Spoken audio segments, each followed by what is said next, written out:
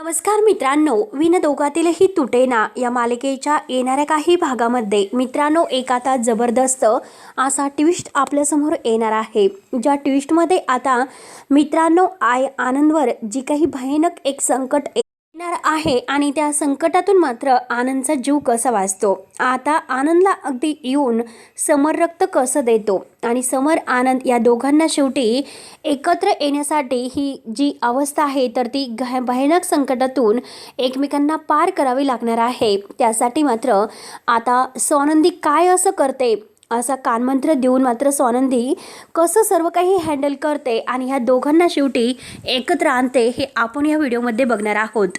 त्यासाठी मित्रांनो व्हिडिओ शेवटपर्यंत नक्की बघत राहा आणि जर तुम्ही आपल्या चॅनलवर नवीन असाल तर चॅनलला सबस्क्राईब करण्यासाठी मात्र विसरू नका।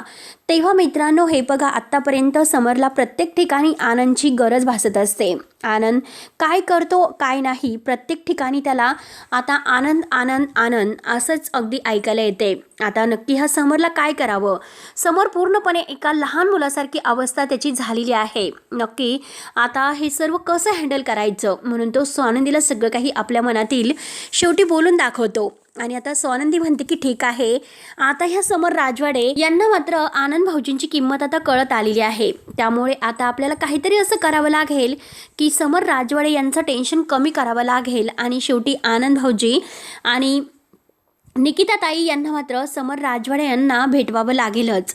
म्हणून त्यासाठी ती आता प्लॅन करत आहे, असा प्लॅन करत आहे की आता प्रत्येक ठिकाणी मात्र समरला घरी आल्यानंतर सुद्धा आनंद आठवतो आणि कुठेही गेल्यानंतर आनंदच आठवतो। म्हणून मात्र सारखी ती तोच विचार करत आहे।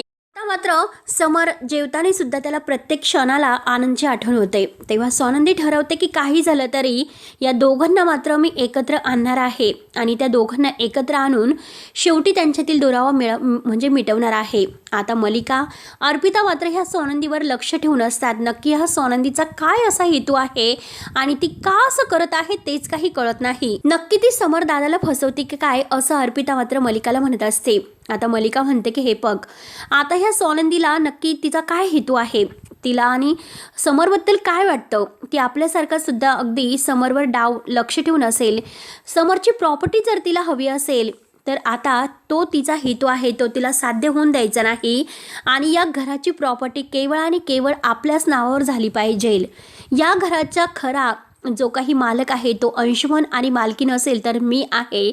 त्यामुळे आता हे आपल्या हक्काचं आहे आणि ते आपल्याकडे यायला हवं, ते स्वानंदीच्या घशात जायला नको। आणि स्वानंदीचा काटा काढण्यासाठी अगोदर मला आनंदचा काटा काढावा लागेल। आनंदचा काटा काढला तरच स्वानंदी आता काही करू शकत नाही, कारण स्वानंदीला फक्त आणि फक्त निकिता आणि आनंद या दोघांचा आधार असल्यामुळे स्वानंदी सर्व काही करते। त्यामुळे आता किती काही झालं तरी शेवटी ह्या आनंदला ह्या जगातून हटवावं लागेल।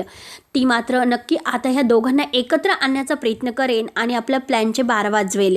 मात्र ह्या स्वानंदीला चांगलाच असा धडा शिकवावा लागेल, पण त्या अगोदर त्या आनंदला मात्र ह्या जगातून कायमचं जावं लागेल।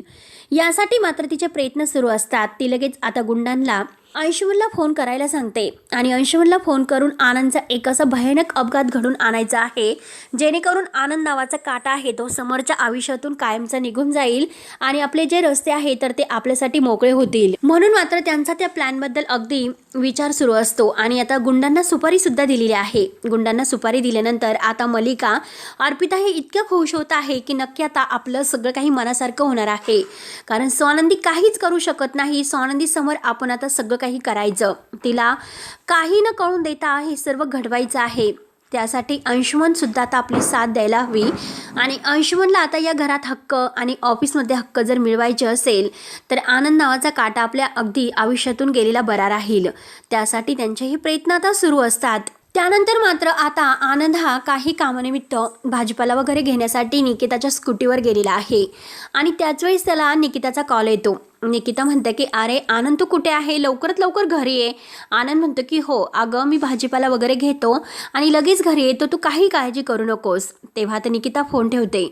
निकिताने फोन ठेवल्यानंतर आता स्वानंदी इकडे निकिताला फोन करते आणि आनंद भाऊजी कुठे गेलेले आहे असं विचारते। स्वानंदी सुद्धा आता काही कामानिमित्त भाजीपाला घेण्यासाठीच आता बाजारात आलेली आहे आणि आता ती सुद्धा भाजीपाला वगैरे घेत असतात आणि त्याच वेळेस मात्र आता या गुंडांनी जे काही आनंदला ॲक्सिडेंट करण्याची सुपारी घेतलेली आहे आणि आता त्यासाठी ते प्रयत्न करत आहे. ते गुंड आता आनंदचा पाठलाग करत मागून येतात आणि गुंड आता पाठलाग करत मागून आल्यानंतर मात्र आनंदला जोराची धडक देतात. निकिता आणि सोनंदी ह्या दोघींचा फोन सुरू असतो.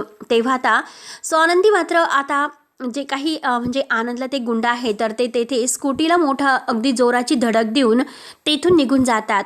आता लगेच मात्र इकडे मलिकाला फोन करून सांगतात. मलिकाला फोन करून सांगितल्यानंतर मलिका खूप खुश होते. मलिका म्हणते की अगं हे बघ अप्पी, आपलं काम झालेलं आहे. आनंद नावाचा काटा आहे ना, तो अप्पी आपल्या आयुष्यातून दूर झालेला आहे. तेव्हा त्यांना खूप असा आनंद होत असतो आणि त्याचा आनंद तो साजरा करत असतात. त्यानंतर आता इकडे मात्र आनंद जेथे पडलेला आहे, आनंदची स्कूटी एका साईडला पडते आणि तो रोडच्या एका साईडला जाऊन पडतो. अगदी जोराची धडक झाल्यामुळे मात्र त्याचा खूप काही ब्लड हा लॉस झालेला आहे आणि बेशुद्ध अवस्थेत तो आहे. आता लोकांची अगदी गर्दी तिथे जमलेली आहे. त्याच वेळेस मात्र सोनंदी ही निकिताला म्हणते की हे बघ निकिता ताई, मी तुम्हाला नंतर कॉल करते, कारण इथे नक्की काय झालं मला माहिती नाही. मी बघून येते कुणाला मदतीची गरज आहे की काय. म्हणून ती आता निकिताचा फोन ठेवते आणि त्याच वेळेस आता सोनंदी लोकांची गर्दी सावरून आत येते. आता बघते तर काय त्या घोळक्यामधून सोनंदीला आता म्हणजे जे काही आनंद भाऊजी दिसतात. आनंद भाऊजी दिसल्यानंतर आता त्यांचा हा भयंकर अपघात, त्यांना लागलेले त्यांची अवस्था हे बघून मात्र सोनंदीला एक असा जबर धक्का बसतो. सोनंदीच्या हातातील बाजारची पिशवी आहे तर ती तेथेच गळून पडते आणि जोरात ती आनंद भाऊजी असं ओरडते आणि आता तिच्या पायाखालची जमीन सरकतच अगदी ती धावतच आनंद भाऊजीजवळ जाते. आनंद भाऊजींना काही होणार नाही. काही झालं तरी ती लोकांना आता मदतीचा हात पुढे करते, परंतु आता ती स्वतः आनंद भाऊजींना धरते आणि त्या लोकांची मदत घेऊन हॉस्पिटलला आता आनंदला घेऊन येते. आनंदचा खूप ब्लड लॉस गेलेला आहे, कारण बराच वेळ मात्र आनंद एकटाच तिथे पडून राहिल्यामुळे खूप रक्त वाया गेलेलं असतं. आणि त्याच वेळेस आता अगदी रडत रडत ती निकिताला फोन करते आणि निकिताला फोन करून घाईने मात्र आता तेथे बोलावते. आता निकिता येते तर निकिताला मात्र ही सर्व काही अगदी बघून खूप धक्काच बसतो आणि धक्का बसल्यानंतर निकिता जागीच स्तब्ध होते. तिला चक्कर येते. सोनंदी म्हणते की निकिता ताई, स्वतःला सावरा, आपल्याला ह्या संकटातून बाहेर पडायचं आहे. प्लीज स्वतःला सावरा. आनंद भाऊजींना आपल्याला वाचवायचं आहे ना. मग देवावर विश्वास ठेवा, काही होणार नाही. तुम्ही फक्त देवाचा दावा करा. जे करायचं आहे ते सगळं काही मी करते, तुम्ही काही काळजी करू नका. तेव्हा आता डॉक्टर हे आनंदला चेक वगैरे करून काही मेडिसिन सलाईन वगैरे लावतात. डॉक्टर बाहेर आल्यानंतर आता सोनंदी विचारते की आनंद भाऊजींची तब्येत कशी आहे. डॉक्टर सांगतात की हे बघा, त्यांचं खूप असं ब्लड वाया गेलेलं आहे, त्यामुळे त्यांना लवकरात लवकर रक्त द्यावं लागेल आणि त्यांचा जो काही ब्लड ग्रुप आहे ओ पॉझिटिव्ह आहे. त्यामुळे आता त्यांना रक्ताची तातडीने सोय करावी लागणार आहे, कारण हॉस्पिटलमधील सुद्धा रक्त हे आता उपलब्ध नाही. त्यामुळे आता घाईने हे रक्त देण्याची सोय लवकरात लवकर करा. तुम्हाला जसे प्रयत्न होईल तुम्ही सुद्धा शोधा आणि मला जसे शोधता येईल तसे मी सुद्धा शोधतो. पण काही करून मात्र आता लवकरच लवकर मात्र हे सगळं काही शोधून काढा रक्त.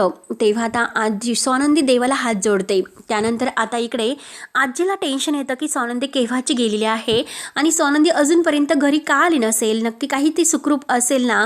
म्हणून ती मात्र आता सोनंदीला फोन करते. सोनंदी बिचारी आता देवाला हात जोडून रडतच असते. सोनंदी आता आजीचा फोन टेन्शनमध्येच उचलते आणि घाबरतच बोलते की आजी बोला. आता आजी म्हणते की काय गं सोनंदी, तू कुठे गेलीस. अगं मी तुला तेव्हाच वाट बघते आणि इतका उशीर झाला, तू का घरी आली नसेल. आता मात्र सोनंदी रडायला सुरुवात करते की आजी हे बघा, आनंद भाऊजीचा एक खूप मोठा अपघात झाला आणि आनंद भाऊजींचा अपघात होऊन आनंद भाऊजींना रक्ताची खूप गरज आहे. जीवन मरणाच्या दारामध्ये आज ते हॉस्पिटलच्या दारात आहे आणि मी तेथेच त्यांना घेऊन हॉस्पिटलला आले आहे. आता हे ऐकल्यानंतर आजीला तर एक धक्काच बसतो. आजी म्हणते की बापरे काय झालं हे. म्हणून देवाला ती हात जोडते. आता आनंद भाऊजी आणि समर या दोघांचा रक्तगट एक आहे हे आजींना माहिती असतं, कारण यामागे सुद्धा समरला रक्ताची गरज होती तेव्हा आनंदनेच रक्त दिलेलं असतं. आणि आता आजी म्हणते की अगं हे पिंट्याचं आपलं रक्त आहे ना, तर ते आनंदच्या रक्तगटाशी मॅच आहे. त्यामुळे तू एक काम कर, समरला विचार, समरला फोन करून हे सर्व सांग बरं. सोनंदी म्हणते की राजवाडे आता कुठे आहेत. आता आजी म्हणते की अगं तो सुद्धा घरी नाही कारण त्याला आता काय टेन्शन आहे तेच कळत नाही आणि तो रूममध्ये आला की काय मी बघून येते. आता आजी फोन ठेवते आणि लगेच आता रूममध्ये समोर आहे की काय म्हणून अगदी बघायला जाते, तर समोर रूममध्येच बसलेला असतो. कारण त्याला प्रत्येक ठिकाणी आनंदचीच आठवण होत असते. तो साधं जेवणसुद्धा करताना त्याला आनंदची आठवण येते म्हणून पूर्णपणे समोर डिस्टर्ब झालेला आहे. आणि त्याच वेळेस आता आजी आनंदचा खूप मोठा अपघात झाला आता हे सांगितल्यानंतर आता समोरला एक प्रकारचा जबर धक्का बसतो. तो पूर्णपणे जागी स्तब्ध होतो. आता तो आजीला विचारतो की आजी काय काय बोलतेस तू? आनंदचा अपघात झालंच कसं होऊ शकतं? तेव्हा आता आजी म्हणते की पिंट्या तू काळजी करू नको. अरे हे बघ आनंदचा अगदी म्हणजे त्याची अवस्था आहे तर ती क्रिटिकल आहे. त्याला रक्ताची खूप तातडीने गरज आहे. आणि हे बघ मागे जेव्हा तुला रक्ताची गरज होती तेव्हा तुझं असंच काहीतरी झाले होते तर आनंदने तुला रक्त दिले होते. मग आता एक काम कर, आता तुला सुद्धा आनंदला रक्त देण्याची वेळ आलेली आहे. मग तुझा निर्णय तूच ठरव. आता जीवन मरणाच्या दारात असणाऱ्या आपल्या मित्राला वाचवायचं की आपला जो काही झालेला गैरसमज आहे त्याचा अहंकार वाढवायचा. आता ही वेळ तुझी आहे, परीक्षा घेण्याची वेळ तुझी आहे. त्यामुळे तूच ठरव काय करायचं आहे. आता समर अगदी विचारात पडतो. तो कशाचाही विचार करत नाही आणि घाईने मात्र आता तो तिकडे जायला निघतो. येताना सोनंदीला फोन करतो. सोनंदी फोन उचलते आणि सोनंदी फोन उचलून म्हणते की काय झालं, सगळं काही व्यवस्थित आहे ना? आता समर म्हणजे त्याला काहीच कळत नसतं की काय करू. सोनंदी म्हणते की हे बघा राजवाडे, काही टेन्शन घेऊ नका. आता आनंद भाऊजी आत्तापर्यंत ठीक आहे, त्यांना रक्ताची गरज आहे. तेव्हा तुम्हाला रक्त द्यायचं की नाही हे तुम्ही ठरवा. आता लगेच समोर म्हणतो की मी का रक्त देणार नाही? मी माझ्या भावाला रक्त नाही देणार तर मग मी काय करणार? म्हणून समरला तर काय बोलावं आणि काही सुचत नसतं. तो एकदम असा चिंब झालेला असतो, स्तब्ध झालेला असतो. आता मात्र लगेच इकडे निकिता खूप रडत असते. निकिताला असं वाटतं की आता काय करावं. निकिता आता समर रक्त द्यायला येणार असतो. मग निकिता त्याला अडवणार का? आणि समर आपलं रक्त आनंदला देऊन त्याचा जीव कसा वाचवणार आहे? आणि शेवटी आता हे जे वेगळे झालेले मित्र आहेत तर ते हे भयानक एका संकटात आता कसे एकत्र येतात आणि एकमेकांची कशी साथ देतात. आणि मलिका अंशुमन यांचा प्लॅन आता अगदी उलटून त्यांना त्यांच्या पापाची शिक्षा कशी लवकरच देतात हे आपण आता पुढे बघणार आहोत. तेव्हा आता मित्रांनो आनंदचा जीव वाचतो आणि ते केवळ समोरमुळे आणि दोघंही आता ह्या धक्क्याने एकत्र येणार आहेत. तेव्हा आता मित्रांनो पुढे काय होतं हे बघायला विसरू नका. तोपर्यंत धन्यवाद.